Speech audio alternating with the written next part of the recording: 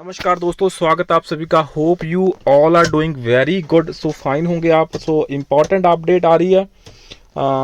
Message from mister Basant ji to advocate Sewaram ji on the legals point. तो एक another important clarification दी है, सो उसको यहाँ पे डिस्कस करूंगा। तो मैसेज फ्रेंड्स, ये ऑफिशियल अभी आज का ही है एज पर द। तो यहाँ पे आप देख सकते हैं date also we can see the date. काफ़ी लेंथी मैसेज ही है यहाँ पे।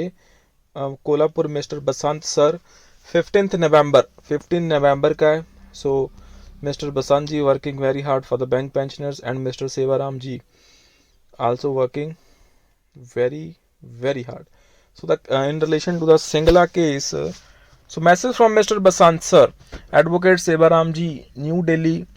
Dear sir, with the legal expertise, Mr. MC Singla case is preponed on 20th November instead of 25th Feb on IBA. So improvement proposal said to have been submitted much earlier. So improvement proposal is nothing but a compromise proposal like ex gratia proposed, signed and distributed to public sector bank retirees who were compelled to accept because they were offered something after a gap of 30 years. So to eradicate retirees from demanding updation of pension and free group insurance as per DFS letter dated 24th Feb 2012. So IBA and United Forum dare to deny that. So retirees don't have any contractual relationships with the bank. So whereas Article 300A of Constitution of India says that pension fund is a property of retirees and pensioners is a lifelong member of his property. But IBA has failed as false. IBA has filed an false affidavit that there is no provision of updation in BPR 95. So the fact is IBA had appointed SS Mallikarjun Rao committee in July 22 to decide about the revision and updation in PS banks.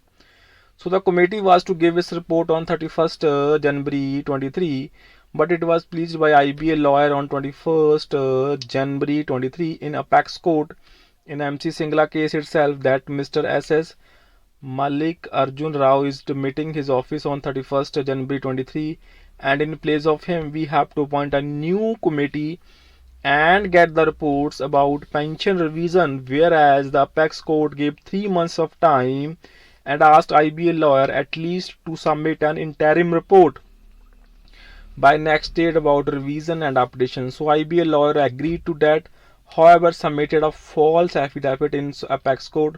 So it is nothing but playing the frauds.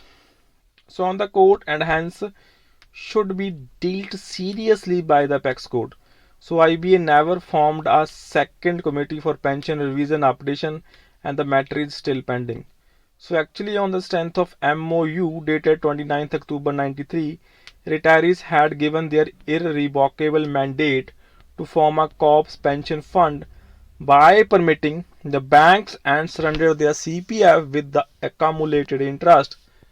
The MOU dated 29th October 93 contains the word updating, which was dropped in BPR 95. It further says that the pension would be on the RBA formula and RBA is getting pension revision with 10% notional increase at every bipartite after a span of 5 years. Only PS bank retirees are kept away from this welfare benefits for last more than 3 decades. Actually, the 12th BPS was to be signed at Chennai on 11th March, but it was preponed to 8th March at Bombay since the show cause notice was issued by Kolhapur court on 6th March 24 to United Forum of Bank Union, who never attended. The official email ID of United Forum of Bank Union and a copy of notice was also shoved to the registered email ID of IBA and Canara Bank also. So the purpose was to restrict the BPS from signing, but still the 12th BPS was signed and hence it is called legal. It can be called legal. So when IBA is not honoring the court orders, the saying of IBA matter is sub judice has no meaning at all. Actually, the public sector bank retirees have demanded pension revision on RBI formula with retrospective effects from the date of retirement. So public sector bank retirees never demanded ex gratia, which is being paid from November 22. So now the improvement proposal says that ex gratia is to be recovered. So I would say, since it is not given as interim relief, it cannot be recovered. So a wrong payment given by employer to retirees cannot be recovered. So the ex gratia payment shall only be refunded if banks are prepared to give pension revision retrospectively with interest. So instead I would suggest you to bring to the kind notice of the court that recently RRB got the verdict from the apex court that the employees of RRBs are eligible for pensionary benefits from 1st November 93. For giving the verdict, apex court uphold only two documents of public sector bank, that is the MOU dated 29th October 93 and pension regulations 95.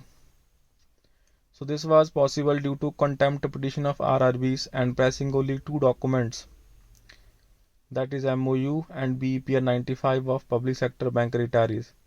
So in other apex court verdict in Bank of Baroda versus G Plani, the areas of DA difference between 1616 and 1684 was given with 9% interest on 30th of February 2018 for the application and particular statute only.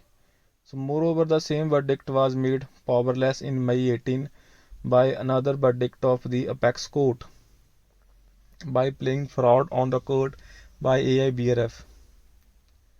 So which can be tabled by curative petitions, but due to paucity of funds it is still pending.